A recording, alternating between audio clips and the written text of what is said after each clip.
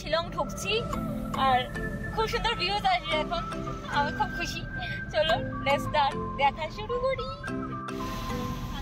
আমার লাইফে 12 বছর আগে এই ভিউগুলো আমি দেখেছিলাম, আর 12 বছর পর আমি যখন এই ভিউগুলো দেখছি মানে আমি অনেক অনেক অনেক অনেক খুশি। মানে অনেকদিন পরে এই ভিউগুলো আমার চোখে আসছে। ক্লাস 4-এ থাকতে আমি এসেছিলাম।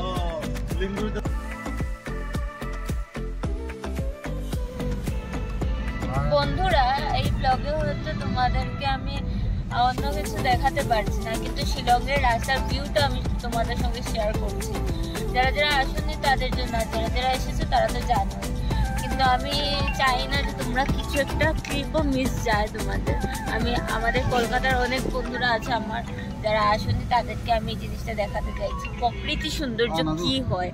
আর এই বৃষ্টির সিজনে আমাদের আসামটা কেমন হয়, আমাদের মেঘালয়া কি সুন্দর, সেটা আমি জাস্ট তোমাদেরকে দেখাচ্ছি। আমার কলকাতার যত বন্ধুরা আছে তোমরা প্লিজ একটু কমেন্টে বলবে, আর প্লিজ বারবার বলছি সবাই একবার আসবে, তাহলে বুঝবে প্রকৃতি সৌন্দর্য কাকে বলে, আসাম কাকে।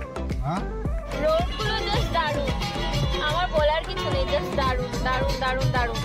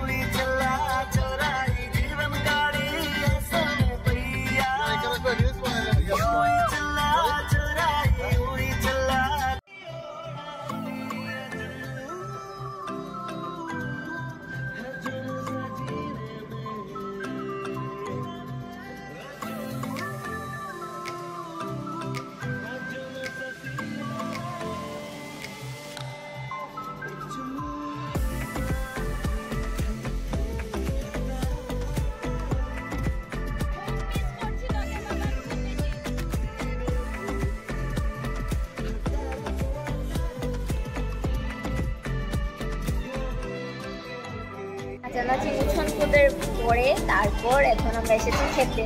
যেহেতু ওয়েটিং রুম থেকে বেরোনোর পর আর কিছু খাইনি কফি ছাড়া, খাবো, খেয়ে আবার নাচানাচি করতে করতে যাবো শিলংয়ে, বাবার সঙ্গে দেখা হবে।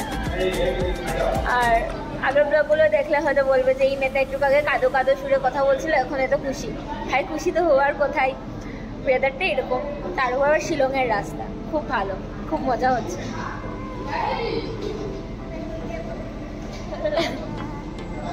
তোমরা খাই, খেয়ে তারপর দেখা হচ্ছে আবার গাড়িতে উৎসব করতে করতে।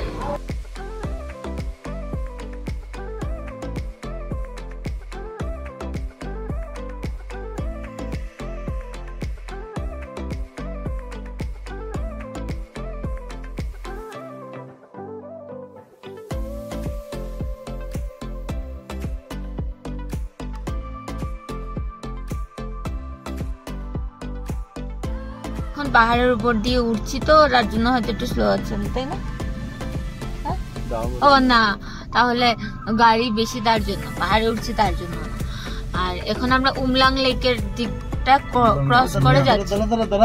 উমলাং লেক, উমিয়াম লেক, এমন এমন নাম ভাই, উমলাং, উমলিয়াং, উমলিয়াং, একলিয়াং, যে কোনো একটা লিয়াং হবে, তো সেটাই আমরা সেটা ক্রস করে যাচ্ছি। যাবো না লেকে, আমরা ঘুরতে যাবো না, আমরা ডাইরেক্ট হোটেলে যাব।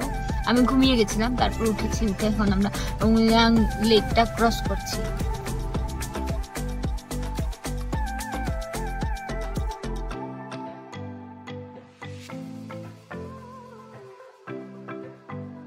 তো এখন আমি এই ব্লগে একটাই কথা বলবো যে আমাদের নর্থ ইস্টকে 7 সিস্টার অফ নর্থ ইস্ট কেন বলে।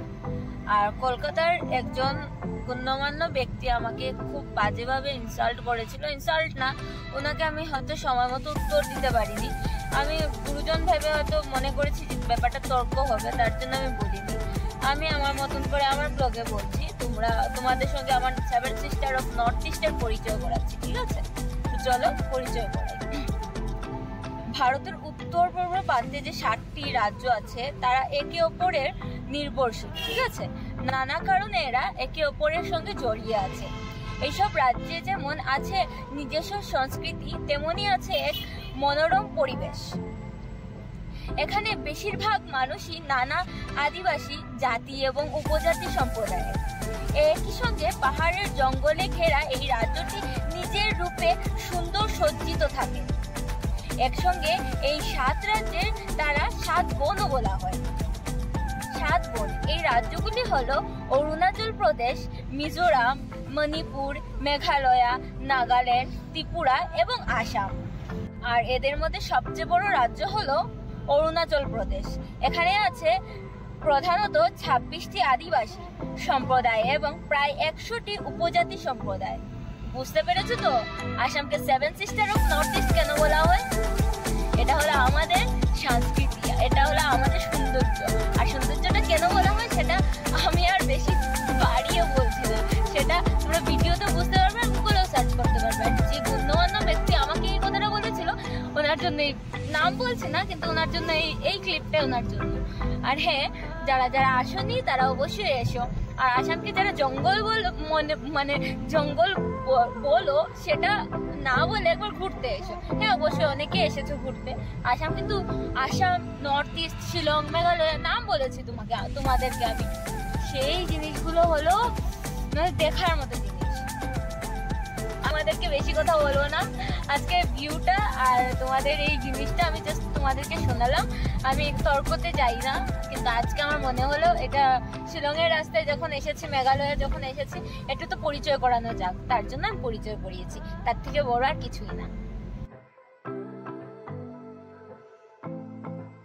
ও বাবা দাদাভাই চলে এসেছে, আনন্দের শেষ নেই, খুব খুশি আমি। আর হ্যাঁ, আজকে ট্রাভেলিং ব্লগটা এতটুকুই। ভালো লাগে অবশ্যই লাইক, শেয়ার, কমেন্ট আর সাবস্ক্রাইব করে দিও, আমি খুব খুশি।